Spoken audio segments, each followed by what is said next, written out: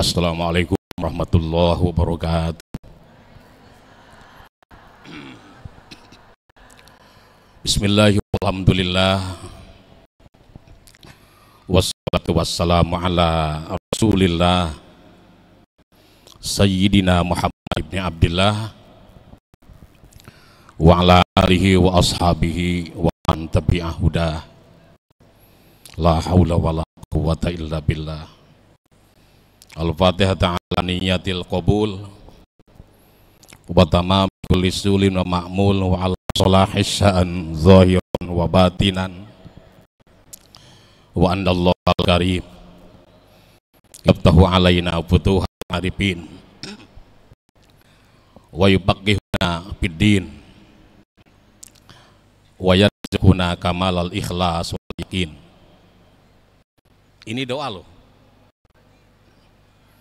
Wa ala niyatin annallahu yaghfiru dzunubana wa dzunuba abaina wa masyayikhina wa man ahsana ilaina ila hadratis sayyidina rasul Muhammad sallallahu alaihi wasallam wa ala alihi wa ashabihil kiram thumma ruhi muallifi hadzal kitabi wa muallimina al-Fatihah.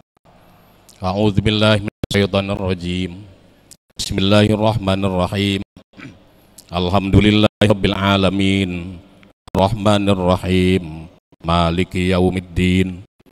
Iyyaka na'budu wa iyyaka nasta'in. Ihdinas siratal mustaqim. Siratal ladzina an'amta 'alaihim ghairil maghdubi 'alaihim waladdallin. Amin. Halaman 51 ya. Wa bisanadil muttasil ilal imamil muallifi rahimahullahu ta'ala wa man naf'a bihi wa bi barakati ulumihi fid dharain amin. Qala wa qala sallallahu alaihi wasallam Allah mansubun bi'lin mahdhufin wujuban liwujudit ta'kid ittaqullaha ta'ala bin nisa. Kalimat Allah itu dibaca nasab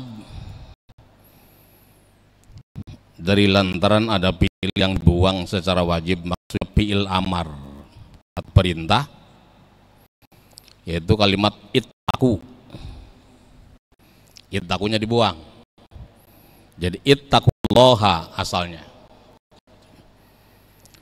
Ittaqullaha ta'ala bin nisa. Takutlah kalian kepada Allah dalam persoalan perempuan.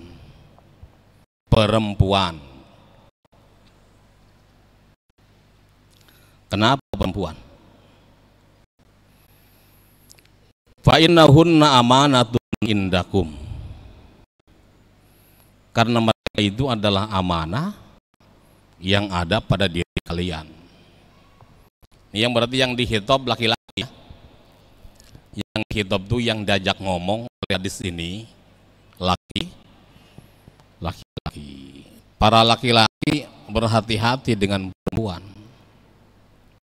Maksudnya istri lah. Sebab mereka itu adalah amanah yang ada pada diri mereka. Titipan Allah. Jadi dalam lantaran itu titipan harus dijaga. Dijaga bukan dijaga-jagain. Kalau dijaga tuh dipelihara, bukan dijaga-jagain ya. Jaga-jagain kagak boleh kemana-mana. Ntar ngaji juga kagak boleh ntar. Iya. Ada banyak hal yang harus ditunaikan terkait dengan hak mereka, hak perempuan gitu. Malam ya'mur imra'atahu bis sholati, barang siapa orang yang tidak memerintahkan kepada istrinya, tidak memerintahkan sholat, nggak nyuruh sholat sama istrinya, mau sholat kayak mau kagak diliatin aja. Ada loh yang begitu ya. lakinya rajin kagak kepalang tanggung, dan bininya malesnya luar biasa, setengah budak.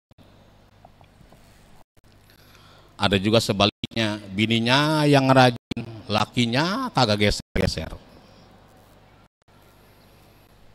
Ada yang anaknya rajin, ibu bapaknya. Ini artinya bahwa hidayah itu tidak datang secara berbarengan. Ya. Kadang orang tuanya dulu Allah kasih hidayah, anaknya nyusul belakangan. Ada yang kadang-kadang anaknya dulu Allah kasih hidayah, orang tua belakangan. Model keluarga zaman Nabi itu kayak gitu. Ada yang anaknya iman ke Nabi, bapaknya belum. Ada yang orang tua udah iman, anak-anaknya belum. Ibu tahu salah satu dari nama istri Rasulullah Sallallahu Alaihi Wasallam, Ummu Habibah, anak dari Abu Sufyan. Saat beliau diberi istri oleh Rasulullah Sallallahu Alaihi Wasallam, Abu Sufyan belum iman. Belum iman loh ya. Masih sebagai tokoh besar orang-orang musyrik yang tetap memberikan pengaruh tentang pengaruh terhadap perjalanan dakwah Rasul, pengaruh penghambatan. Anaknya sudah istri Nabi, istri Nabi loh. Perempuan yang menjadi istri Nabi itu kelasnya luar biasa ya, kelasnya luar biasa. Bapaknya belum iman. Di kita ini kalau anaknya ustadz aja, bapaknya mesti menyesuaikan anak loh. Atau bapaknya ustadz, anaknya rada-rada bener dah ya. Ini anaknya istri Nabi loh, bapaknya belum iman. Istri Nabi itu disebutnya ummahatul mukminin, ibunya orang-orang mukmin. Ibunya orang-orang mukmin, ummahatul mukminin. Kalau seorang ummul mukminin, jadi an-nabiyyu aula bil mu'minina wa azwajuhu ummahatuhum. Nah, Nabi itu adalah orang atau sosok manusia yang paling utama dari semua orang mukmin, dan istri mereka statusnya adalah ibunya orang mukmin. Maka ibu, sepeninggal Rasulullah Sallallahu Alaihi Wasallam, beliau ninggalin istri berapa? Ayo. Nabi saat meninggalin istri berapa? Semua istrinya 11, yang tidak ada Khadijah. Berarti ninggalin 10-10-nya tidak ada satupun yang boleh dinikahi oleh siapapun. Ya, tidak boleh hukumnya menikahi janda Rasulullah Sallallahu Alaihi Wasallam dari lantaran mereka adalah ibunya orang mukmin. Gitu loh ya. Oh, dalam tahap tataran yang luar biasa sebagai istri Nabi, kalau kita bicara teori sebab musabab, seharusnya bapaknya iman juga ya. Tapi ini bicara soal hidayah, nggak bisa begitu. Maka hidayah itu merupakan nikmat terbesar bagi kita manusia setelah nikmat al-wujud ba'dal adam. Apa al-wujud ba'dal adam? Setelah nikmat kita diciptakan dari tadinya tidak ada. Ya. Kan kita adain nih. Tadinya ada nggak? Kagak ada. Kita diadain boleh minta nggak? Boleh minta nggak? Ibu sebelum lahir minta nggak sama Allah? Ya Allah, lahirkan saya, pernah nggak? Nggak. Tiba-tiba Allah diadain gitu aja ya. Itu nikmat. Itu kan nikmat besar ya. Kita tanpa minta Allah ciptakan kita, tapi lebih besar daripada itu adalah nikmat hidayah. Nikmat hidayah. Sebab kalau Allah ciptakan kita tanpa hidayah justru musibah besar. Orang kalau hidup tanpa iman lebih baik tidak hidup. Benar nggak nih? Iya. Kalau tidak hidup tidak apa-apa. Kenapa? Karena dia bukan apa-apa. Ya. Ya kalau bukan apa-apa ya semua tidak apa-apa. Yang jadi persoalan dia hidup sebagai apa-apa kemudian tidak beriman, ini masalah. Masalah. Itu jadi persoalan ibadah yang merupakan wujud dari adanya hidayah dalam diri seseorang. Di keluarga juga datang kadang-kadang kagak bareng. Dari lantaran itu maka tanggung jawab seorang suami memerintahkan istri dan semua orang yang dalam tanggung jawabnya untuk melaksanakan sholat. Pernah disuruh sholat nggak? Pernah. Sama laki pernah disuruh. Minta disuruh dong. Nyuruhnya bikin kopi mulu sih. Kopi. Nyebut doangan, udah tahu hukumnya nyuruh itu. Harus jadi kebiasaan.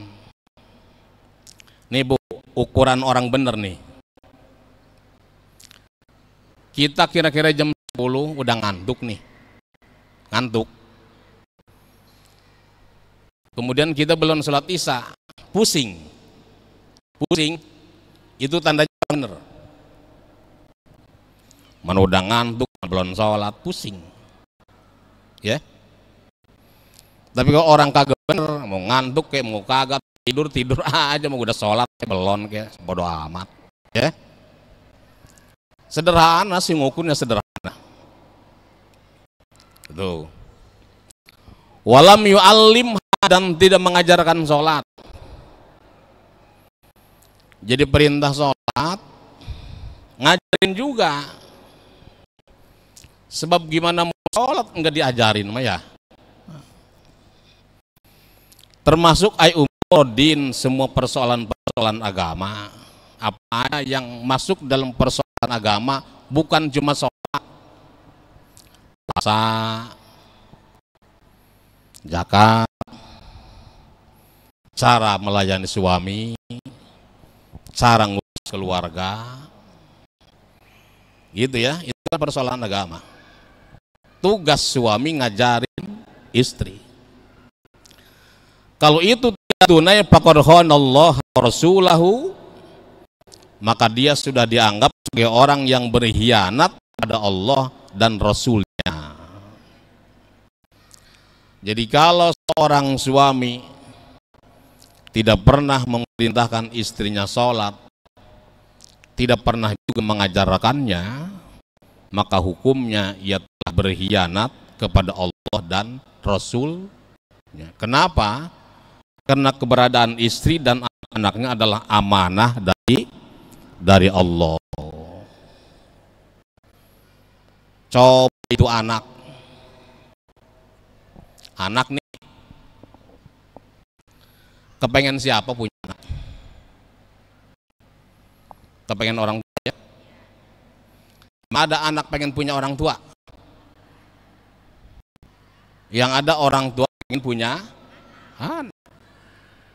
Hampir berbagai cara dilakuin pengen punya anak. Kagak pernah saya nemu ada anak kecil nangis pengen punya bapak atau pengen punya emak. Apa lu tau nangis? Pengen punya bapak atau pengen punya emak. Nah kalau dia bilang pengen punya emak baru, boleh jadi ada. Tapi ada banyak pasangan suami istri yang berusaha kepengen punya anak. Yang ke dokter konsultasi, yang ke ahli kandungan konsultasi, sampai ke tukang jape, sampai tukang ojek ditanya, bang anak berapa? 4. Ih, hebat, saya belum punya 1. Gimana bang caranya? Ditanya. Jadi kalau dia kepengen kemudian Allah kasih, itu amanah. Urusin biar bener, jangan kepengen doang, ya. Nikmat loh punya anak. Ada sosok yang bisa meneruskan kita sebagai generasi setelah kita, ya. Itu amanah.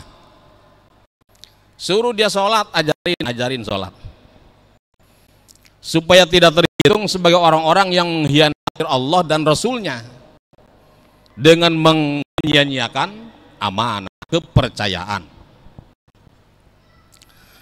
Wa kana akhiru ma wasabi Rasulullah sallallahu alaihi wasallam salasan takallama bihina hatta tulajil lisanuhu wa khafiya kalamuhu. Akhir wasiat Rasulullah sallallahu alaihi wasallam, jadi wasiat Rasul terakhir, wasiat Rasul terakhir yang beliau sampaikan kepada umat dan sahabat ketika itu. 3 kali beliau mengatakan kaitan dengan sholat. Kaitan dengan sholat. Sebegitu seringnya menyampaikan wasiat itu sampai merasa keluh dan samar-samar suaranya. Ya. As-sholatu as-sholat. Jadi mewasiatkan sholat kepada kita. Jangan sampai sholat itu dijadikan kerjaan nomor kesekian, walaupun dalam rukun Islamnya nomor 2. Sholat tenang, sholat nomor 2. Nomor 1 syahadat. Iya kan? Iya, dalam susunan rukun Islam begitu. Tapi dalam prakteknya dia harus dikedepankan lebih dari yang lain-lain ketika datang waktunya, maksudnya ya. Ada ibadah yang ditentukan waktunya, namanya sholat. Enggak ditentuin tempatnya. Jadi sholat itu hanya ditentukan waktunya, tidak ditentukan tempatnya. Kalau soal tempat boleh di mana aja, Bu. Di masjid bagus, di mushola bagus, di rumah boleh, di kantor boleh, di emperan boleh, di atas genteng mau boleh sholat, sah. Jadi kalau ada orang di atas genteng, hukumnya gimana? Sah kalau bener. Jadi cuma ditentuin waktunya. Inna sholata kanat alal mu'minina kitaban mauquta. Sesungguhnya sholat itu adalah kewajiban yang Allah tentuin waktunya, kagak bisa semau kita. Pulang ngaji nih masih mumpung punya pengen sholat dohor duluan dah, misal ya, atau kagak boleh, belum waktunya. Itu sholat. Yang kedua, ada ibadah yang ditentukan waktu dan tempat. Nah, waktunya dan tempatnya Allah tentuin, nggak boleh sembarangan. Apa itu? Haji. Waktunya bulan haji, tempatnya Makkah. Kagak boleh naik haji ke Parung. Parung, tahu Parung? Parung. Ciputat Kidul ada Parung, di situ ada pusat Ahmadiyah. Bikin Ka'bahan, mereka haji ke sono. Haji ke Parung, kagak boleh. Wah, sekarang haji nggak boleh, umroh boleh, ya. Jadi kalau urusan haji, waktu dan tempat Allah yang tentuin. Ada ibadah yang Allah tidak tentuin waktunya, nggak juga ditentuin tempatnya. Seperti baca Quran, waktu kapan aja silahkan, tempat di mana aja silahkan, ya kan? Tidak ada aturannya, ya. Ini bil khusus tentang sholat. Karena kebetulan ini jadi wasiat penting dari Rasulullah Sallallahu Alaihi Wasallam. Sebegitu merasa pentingnya, di akhir wasiatnya dia wasiat tentang sholat. Perhatiin itu. Sebab nanti sholat itulah yang bakal dimajukan sebagai amalan yang diperiksa pertama kali oleh Allah di akhirat. Kalau sholatnya benar, yang lain gak usah diperiksa dah. Pasti benar. Ya.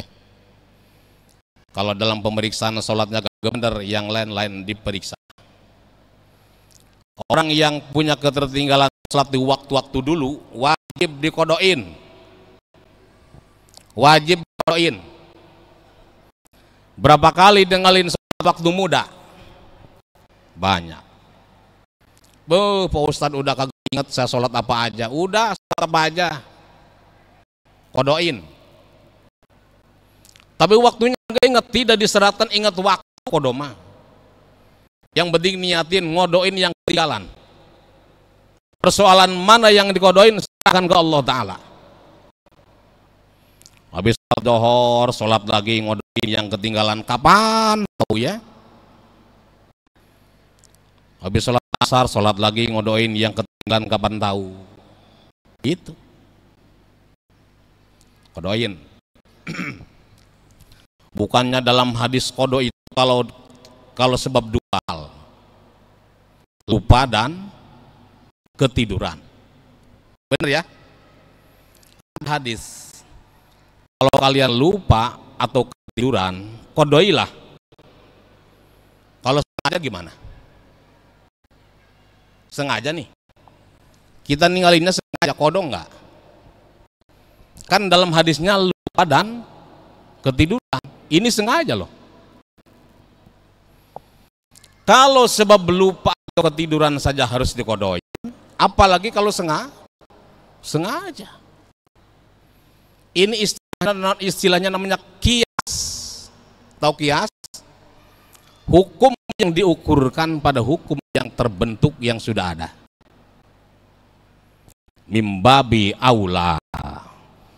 Kalau orang karena lupa atau ketiduran saja harus dikodoin tuh sholat, apalagi kalau dia sengaja ninggalin. Itu kodok lah, ya. Tar istighfar, habis itu istighfar. Apal kan istighfar? Coba. Astagfirullah. Itu yang benar astagfirullah. Jangan astagfirullah. Ayo. Astagfirullah. Astagfiro dari mana itu? Astagfiru, ru. Astagfirullah. Astagfirullah. Tanya sama anak santri. Astagfir itu kalimat kata kerja, namanya fi'il mudhari marfu'un abadan. Astagfiru dari yastagfiru, yastagfironi, yastagfiruna. Nanti ujungnya astagfiru, astagfiru. Enggak ada astagfiro, kecuali awalnya ada an astagfiro. Ya, istighfar jangan salah. Kenapa? Karena itu cara kita minta maaf, minta ampun. Kalau caranya salah, gimana itu? Masa kalimat sederhana kadang-kadang salah ya. Jadi astagfirullahaladzim, jangan astagfiro. Itu istighfar, habis ngodoin istighfar. Minta maaf sama Allah dulu ke sholat kayak gini amat itu. Kurang perhatian gitu ya. Wa ma malakat aymanukum. Jagalah orang-orang yang ada di bawah kepemilikan kalian. Rasul berwasiat tentang orang-orang yang di dalam atau di bawah kekuasaan kita. Siapa maksudnya? Hamba sahaya kita. Hamba sahaya. Itu hamba sahaya. Kalau laki-laki disebutnya abid. Kalau perempuan disebutnya amat. Amat. Budak belian. Zaman dulu ada pasar khusus membelikan manusia. Orang dijual beliin. Harganya bervariasi tergantung orangnya. Gitu loh ya. Itu nanti statusnya seperti harta. Bahkan amat, hamba sahaya perempuan, boleh diperlakukan seperti istri. Kalau dia beranak disebut ummul walad. Tapi kemudian Rasul mendorong mereka para sahabat yang kaya-kaya yang punya hamba sahaya untuk memerdekakan mereka. Memerdekakan seorang hamba nanti di akhirat akan Allah perdekakan dari neraka. Dididik agama, kemudian diperdekakan, jadi manusia bebas. Itu mereka yang menjadi hak milik kalian. Apa yang harus dijaga? La tukallifuhum ma la yutikun. Jangan sekali-kali membebani pekerjaan yang mereka tidak mampu melakukannya. Terhadap hamba sahaya yang kalian miliki, atau kalau sekarang terhadap pembantu yang kalian punya di rumah, pembantu, jangan sekali-kali melakukan tugas atau memberikan tugas di luar kemampuan mereka. Mereka manusia, ya. Allah bin nisa fa innahunna awanun yasirraun fi aidikum. Akhadtuhunna bi amanatillahi ta'ala wastahlantum furujahunna bi kalimatillahi ta'ala. Takutlah kalian kepada Allah dalam persoalan perempuan. Kembali perempuan lagi nih, istri. Sebab mereka adalah kawanan Allah yang Allah pasrahkan di tangan kalian. Kalian ambil mereka dengan amanah dari Allah Ta'ala. Dan kalian halalkan mereka, parji mereka dengan kalimat Allah Ta'ala. Apa maksudnya? Mengambil dan menghalalkan perempuan dengan kalimat Allah. Sigot yang terjadi pada saat akad nikah. Nih. Saat seorang wali menyatakan kepada calon, siapa? Calon menantu. Zawwajtuka wa ankahtuka binti, misalnya. Saya kawinkan kamu, saya nikahkan kamu ke anak perempuan saya. Apa namanya itu? Ijab. Dijawab bersama laki-laki. Qabiltu azwijaha wa nikaha bimahril madkur, dan saya terima kawinnya dengan mas kawin tersebut tunai. Itulah yang disebut kalimatullah, kalimat yang kumpul dalam ijab qabul, yang dengan itu maka seorang perempuan menjadi halal sepenuhnya buat suami. Halal semua muah. Halal semua muah. Ini amanah dari Allah, gitu loh. Hati-hati ketika jatuh dalam hak kepemilikan kalian dalam status sebagai istri. Jaga hak mereka. Tunaikan kewajiban kalian. Ini laki-laki yang disuruh. Ya. Laki-laki yang disuruh. Ini kan sejatinya tadinya orang lain. Yang tidak ada kaitan dengan apa namanya? Pertalian darah dan sebagainya, orang lain loh. Ya, saudara boleh jadi kagak boleh kali ya, kecuali saudara jauh ya. Orang lain yang dihalalkan oleh Allah Ta'ala melalui misakon golidho, melalui sebuah ikatan yang kokoh bernama pernikahan, gitu loh. Jadi nikah itu kalimat Allah, aturan Allah yang berlaku buat manusia, supaya manusia termanusiakan, gitu, mulia. Nah, maka setelah menikah timbul kewajiban seorang laki-laki untuk gimana caranya agar amanah ini dijaga betul-betul. Dijaga betul-betul, tidak boleh ditelantarkan, tidak boleh disakiti.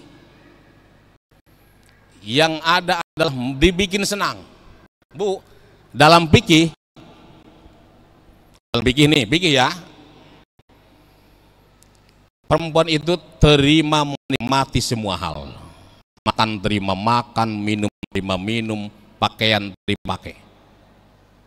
Siapa yang kerja? Yang tugas suami. Masak tugas suami. Nyuci tugas suami. Cari nafkah tugas suami. Ibu tuh enak. Bener loh. Bener. Bahkan kalau ada seorang laki-laki yang punya istri tipe pantas punya pembantu, wah ini keliru, punya pembantu dari keluarga terhormat nih, harus punya pembantu, wajib dia cari pembantu. Gitu loh. Sejatinya kayak gitu aturannya. Ya, tapi kan gimana pada umumnya yang masak istri, yang nyuci tukang laundry, yang bebenah istri, ya kan? Itulah lahan di mana Allah memberikan ruang pahala bagi seorang istri. Bang lah, walaupun masak tugas abang, kan abang juga bisa masak, ya kan? Kalau dipaksain suami suruh masak, kalau kagak asin semua, asam semua, ya kan? Karena memang tidak di situ keahliannya, dia disibukkan dengan cari nafkah. Ibu cari pahala di dalam membantu tugas suami. Walaupun itu masak tugas suami, ibu ambil alih. Menyusui. Anak siapa itu? Anak siapa? Zaman dulu, bahkan zaman Nabi lahir, ada budaya seorang bayi disusui orang lain dan dibayar oleh suaminya, ya kan? Pernahkah seorang istri meminta bayaran ke suaminya atas menyusui anaknya? Kalau mau silahkan lah. Air susu itu nafkah bagi anaknya. Yang memberi nafkah siapa? Suami. Kalau mau harusnya suami bayar istrinya karena sudah menyusui anaknya. Nah, tidak pernah kan? Maka atas dasar ini saya kira ibu-ibu akan lebih banyak menjadi penghuni surga ketimbang neraka. Dari lantaran menyusui. Asal jangan diungkit-ungkit. Badung lu ya. Dari kecil gue yang netain. Lah emang siapa lagi kalau bukan emaknya? Kata anaknya kalau dibalikin, emang siapa? Kan emak saya. Emak emak saya, emang seharusnya nyusul orang lain gitu. Maka kata orang India tahu. Udahlah, kan suka nonton film India. Indianya mah di mana aja nggak penting, yang penting India tahu ya. Dia menganggap sapi sebagai binatang keramat. Dia bilang nih, sapi lebih mulia dari seorang ibu. Sapi lebih mulia dari seorang ibu. Kenapa? Coba Anda pikir, yang jadi presiden, yang jadi perdana menteri, yang jadi profesor, yang jadi orang pintar gara-gara minum susu sapi. Dan sapi sampai sekarang ikhlas. Ayo, ada nggak sapi keliling kampung minta dibalas jasa? Woi, lu pinter boleh ngurus dari gue. Ada nggak? Tapi ibu, dia bilang sapinya. Tapi ibu kadang-kadang suka ngungkit nyusuin anaknya. Tuh. Ibu-ibu silaturahmi coba ke sapi. Tanya gimana caranya jadi sukses, jadi ikhlas gitu ya. Wah, ini sih keterlaluan kalau seorang ibu dianggap lebih mulia di sapi. Ibu itu lebih mulia dari siapapun, ya. Bahkan kemuliaan seorang ibu dalam hal di mana anak harus punya perhatian 3 kali lipat dari bapaknya. Ya Rasulullah, siapa yang lebih berhak saya pergauli? Ibumu. Terus siapa lagi? Ibumu. Siapa lagi? Ibumu lagi. Terus siapa lagi? Nah, baru bapakmu. Gitu. 3:1. Jadi ibu 3, bapak 1. 3 ibu, 1 bapak. Maksudnya 3 kali ibu sebut gitu. Bapak 1 kali gitu ya. Jangan dipelajarin kemana-mana dah. Ya. Jangan. Pokoknya gitu aja udah. Ya. Nah.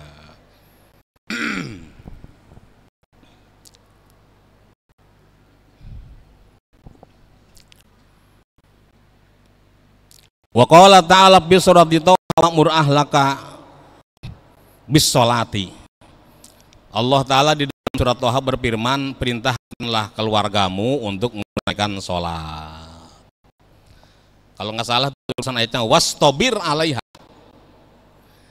sabarlah dalam proses memerintahkannya. Jadi kita orang laki nih, bapak-bapak, disuruh Allah Ta'ala buat merintahin sholat ke keluarga kita, dan dalam memerintahkan harus sabar.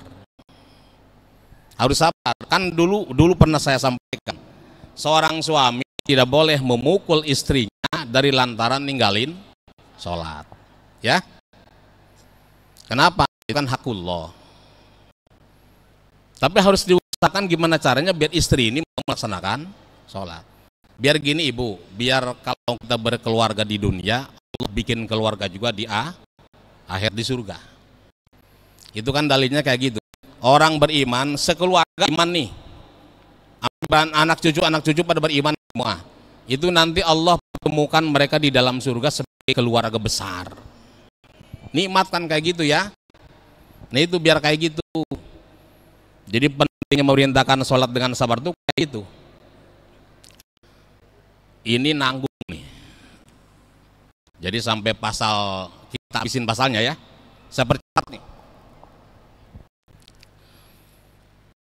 Warwiya anin Nabi sallallahu alaihi wasallam annahu qala la yalqallahu subhanahu wa ta'ala ahadan bidan bin a'dham min jahalati ahlihi. Diriwayatkan dari Nabi sallallahu alaihi wasallam, sesungguhnya beliau bersabda, la yalqallahu subhanahu wa ta'ala ahadan bidan bin a'dham min jahalati ahlihi. Allah tidak akan menemui seorang hamba, tidak akan menemui seseorang yang datang berbuat dosa yang lebih besar daripada memperbodoh, membikin bodoh keluarganya. Jadinya gini, dosa terbesar seseorang adalah membiarkan kebodohan terhadap keluarga, dan itu nanti akan menyebabkan Allah tidak akan menemui mereka di akhirat. Loh, rugi besar nih. Orang tidak ditemui sama Allah. Sedangkan gini, surga itu luar biasa ya. Surga itu luar biasa. Nikmatnya luar biasa, kemewahannya luar biasa. Tapi perlu dicatat bahwa melihat Allah di dalam surga lebih nikmat daripada surga. Nadhurullah fil jannah khairum minal jannah. Melihat Allah di dalam surga lebih nikmat daripada surga. Kalau ada orang ditolak bertemu dengan Allah Ta'ala, bukankah berarti dia memperoleh kerugian besar? Dari lantaran apa? Lantaran dosa besar bernama melakukan pembiaran terhadap kebodohan keluarganya. Jadi jangan biarkan keluarga kita bodoh sampai dia tidak tahu tentang cara gimana sholat, nggak tahu cara gimana wudu, nggak tahu baca Quran dan sebagainya. Bahaya ya, ini bahaya. Sebab nanti disebutkan di sini awwal ma yata'allaqu birrajul yaumil qiyamah ahluhu wa auladuhu. Orang pertama kali yang akan menggelayuti seseorang di hari kiamat adalah keluarga dan anak-anaknya. Ini bapaknya lagi nyelonong ke surga, lagi berjalan menuju surga, orang tuanya digelayutin sama keluarga dan anak-anaknya. dijagain, dilarang, dihalang-halangi. Dari lantaran apa? Dia bilang sama Allah, ya Rabbana hud lana haqqana. Ya Allah, ambil hak kami dari manusia ini. Kenapa? Fa innahu lam yu'allimna umura dinina. Dulu pada waktu di dunia dia tidak pernah mengajarkan agama terhadap kami, sehingga kami tersesat, bodoh dan tidak ibadah. Tiba-tiba dia pengen masuk surga sendirian, nggak bisa. Gitu ya. Seorang tua yang sudah ditujukan diarahkan ke surga harus terhalang antara anak dan keluarganya, menghalangi mereka. Sebabnya pada waktu hidup di dunia membiarkan mereka dalam kebodohan, tidak ngajarin agama. Wa kana yuhibbunal haram wa nahnu la na'lamu. Dan dia dulu memberi makan kepada kami dari yang haram.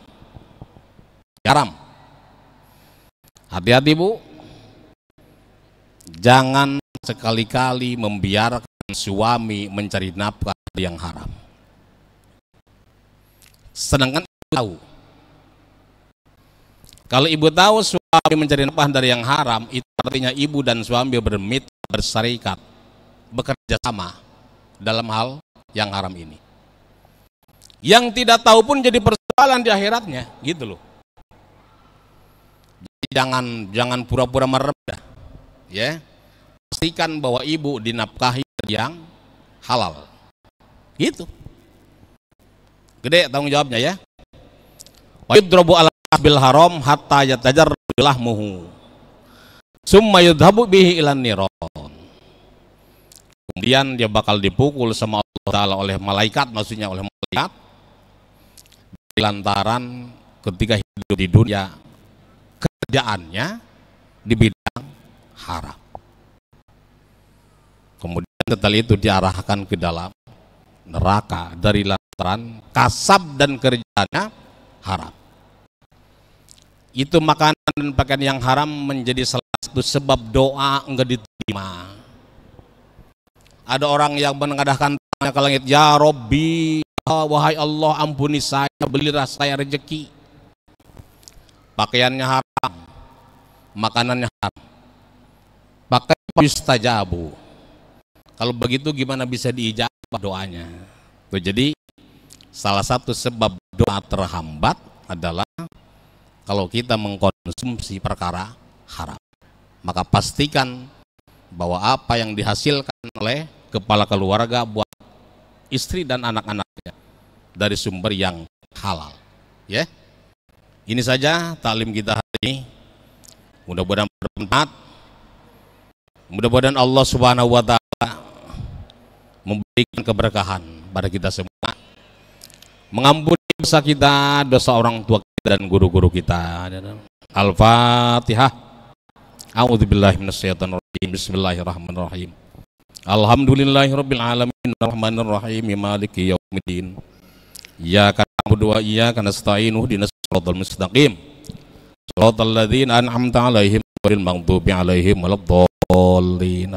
Allahumma anfa'na bima 'allamtana wa 'allimna ma yanfa'una warzuqna ilman yanfa'una. Allahumma barik fi dzurriyyatina wa la tadurruhum wa waffiqhum li ta'atika warzuqna birrahum waj'alna wa iyyahum min ahlil ilmi wal khair wa la taj'alna wa iyyahum min ahlil jahli was-su'i wad-dhair. Rabbana ighfir lana dzunubana wa liwalidina warhamhum kama rabbawna shighara wa li jami'il mu'minina wal mu'minat muslimina wal muslimat al-ahya'i minhum wal amwat. Rabbana atina fid dunya hasanah wa fil akhirati hasanah wa qina adzabannar. Wa sallallahu ala sayyidina Muhammad wa ala alihi wa sahbihi wa sallama. Walhamdulillahi rabbil alamin. Amin. Wallahul muwaffiq ila thoriq. Wassalamualaikum warahmatullahi wabarakatuh.